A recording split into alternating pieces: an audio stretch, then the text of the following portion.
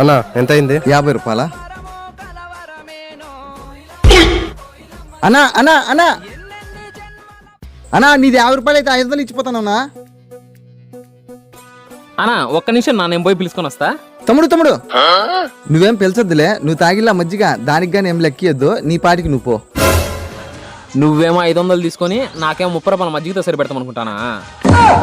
సిరిసోగం తీసుకుంటాం, అట్టయితే ఓకే నాకు. సర్లే, సచ్చినోడికి వచ్చిందే కట్నం. సరే రా తమ్ముడు. ఓకే అన్న. ఇదిగో. ఓకే థ్యాంక్స్ అన్న. మంచిది.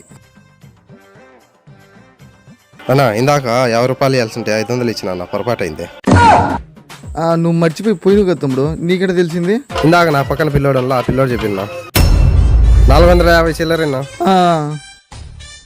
అంత బాగా షాప్ జరుగుతా ఉంటే కట్టదారు దొక్కడం అవసరమా? ఈసారి సచిన ఎవరు కట్ట చేయలే. కరెక్ట్, ఇది కరెక్ట్ గా చెప్పేవాళ్ళ.